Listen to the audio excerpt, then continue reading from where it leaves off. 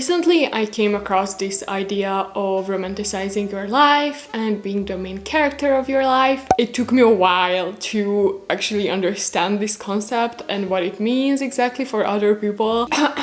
So according to the Google researches that I did, romanticizing your life is pretty much transforming the ordinary into something extraordinary and beautiful. It is a way to adding more pleasure into your everyday life by seeing the beauty even in the smallest things you do on a daily basis, such as washing dishes, taking out the trash, going for a walk, or even just having a cup of coffee in the morning. From what I understood, it also means to being the main character of your life, and instead of focusing on what other people have or what other people do, by romanticizing your own life, you start to appreciate more what you already have, and you basically just fall in love with the life that was given to you and that you already have. So I wanted to do this video because I feel like I've been romanticizing my life long before this trend even appeared on social media. From the beginning, for me, doing this channel and creating videos was a way to romanticize my own life here in Paris, France. So I kind of wanted to show you guys in this video how I did that, how I really feel like in my everyday life that I'm the main character of this Parisian life. Even though there are like 10 million people living here, I do walk around feeling like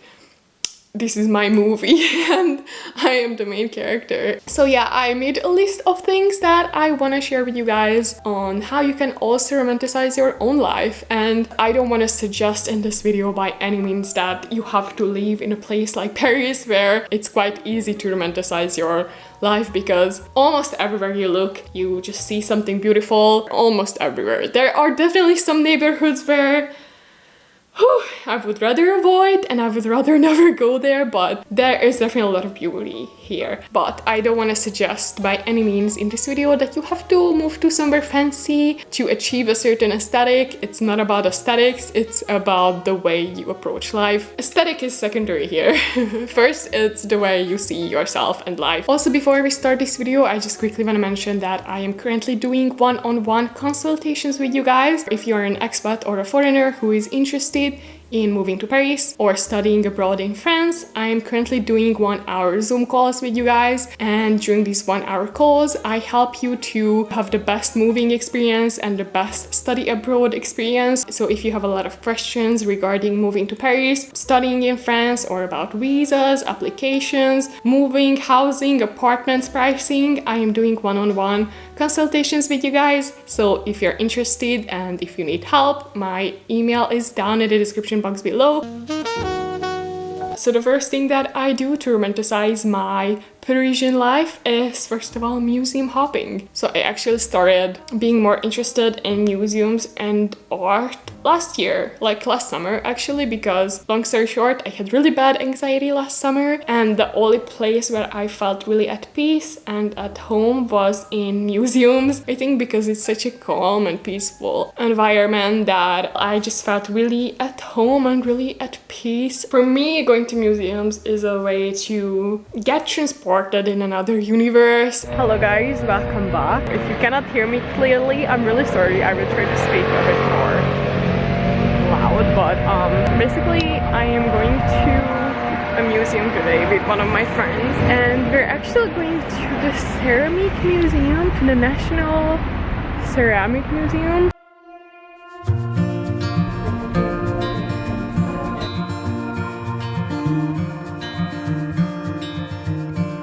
Close your eyes, get some rest. I'm by your side, lay your head on my chest.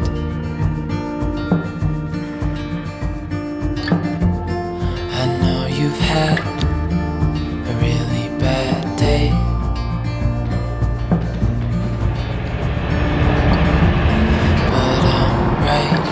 it's gonna be okay. So the next thing that I do to romanticize my life is going to coffee shops alone. I think that's quite like a Parisian thing to do. I see a lot of people on a daily basis getting a coffee alone in a coffee shop or even eating alone in a restaurant down on the terrace, and I think it's quite normal for people here to eat alone or drink alone. Also, you'd never really feel alone in Paris because there are so many people, especially in bars and cafes. So even if you go there alone, you will probably cross paths with someone, you will see a lot of people, you don't feel alone at all. Also, what I like to do when I'm alone in coffee shops is observe people. I do this a lot actually, even when I'm on like a public transportation. I'm just observing people, like I'm observing their facial expressions and their behaviors and what they're doing, and after I'm always like wondering like what kind of people they are, what are they thinking about, what kind of life they lead, do they have kids. I just like to observe people basically, and coffee shops are definitely a great place for this. I know that these days is really trendy, especially when you're a content creator, to kind of share everything you do. I discovered lately that I actually quite like cooking, especially like Hungarian traditional dishes. If you're watching this video, I challenge you to do something just for yourself and not share it with anyone, not to put it on social media, not to put it in your story, just to do it for the sake of doing it for yourself and just get really immersed in doing it. So for me, that would be cooking. That's the thing where I'm like, I don't really feel the need to share this with anyone. Also maybe because I'm never really quite sure if it's gonna turn out even well, but it's just one thing that I like to do without anyone knowing about it, I guess. It's around 2 p.m. and I think that I'm going to start cooking lunch. Let's cook. I'm going to use this recipe from The Hidden Veggies, so shout out to her. I'm gonna use the vegan broccoli pasta recipe to make my lunch. So I just quickly wanted to show you guys what I'm gonna use. So this is the pasta that I'm going to use. It's vegan and gluten-free pasta from Hungary actually, but I think this pasta is made of millet. It is vegan and gluten-free basically, so I'm gonna use all of this, and here's my broccoli and my garlic. So let's get to chopping.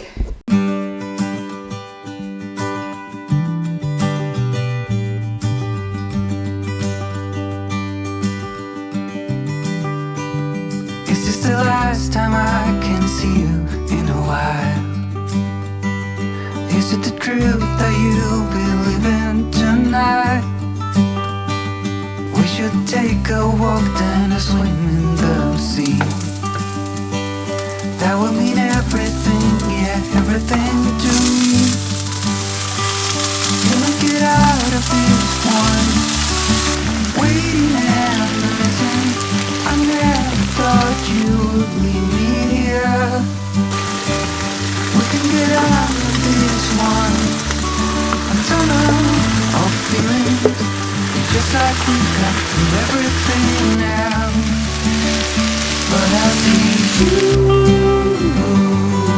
honey. So here is my pasta. This is the finished stuff, and I also made some salad for it on the side. So I'm gonna dig in and eat now. So let's see what I did. I think the broccoli is a bit over steamed. But other than that, it's okay. The broccoli is a bit overcooked, but other than that, it's fine. Not bad. So the next thing that I do to romanticize my life is going on walks alone. I love going on walks and I like being outside. I love being in nature. I love moving my body, I like fresh air. I just really love going on walks alone, especially alone. I feel like in this whole concept of romanticizing your life, there is a lot of emphasis put on solitude, and I definitely agree with that. Like, I also like to do things alone, and I think when you're making yourself happy on your own, there is also like that feeling of being proud of yourself, that you don't really need anybody else to depend on in order to make you happy. And for me, that thing is definitely going on walks and just just being outside and just kind of getting lost in my own thoughts and yeah, just being in Mother Nature. Oh, that sounded so cheesy, but you get the point.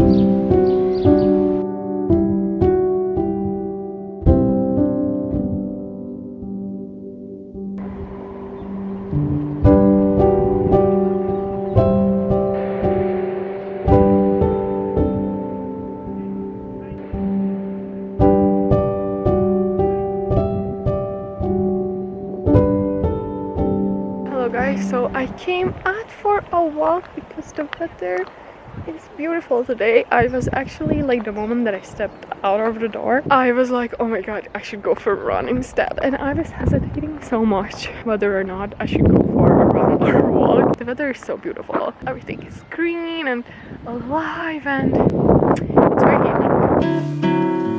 And so the very last thing that I like to do to romanticize my life in Paris is being in the present moment. And I think a lot of people don't even really know what it means, but for me, being in the present moment is being immersed in the now and is being immersed in what I'm doing at the moment and not being distracted by other things such as social media, my phone, what other people are doing. Like for example, when I'm walking in Paris, when I'm really in the present moment, I can really smell like the bakery, the smell of different restaurants, like the smell of the food, the smell of pee sometimes.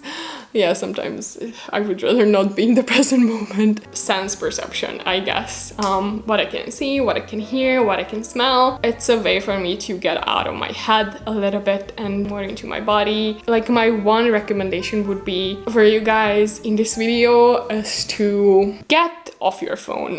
Like seriously, every time I take the metro, every time I take a bus, every time I go anywhere, all I see is people on their phones. All I see is people looking down and you can just feel that they're not there. It's like their body is there, but their minds are somewhere else in like the long distance. It kind of makes me sad, to be honest, because people are on their phone and life is passing them by. So like your life is not in your phone. Your life is everything that's around you. Honestly, like I don't use my phone that much. I am horrible at texting people back. You send me a text message, I will probably reply in either 3 hours or in 3 days.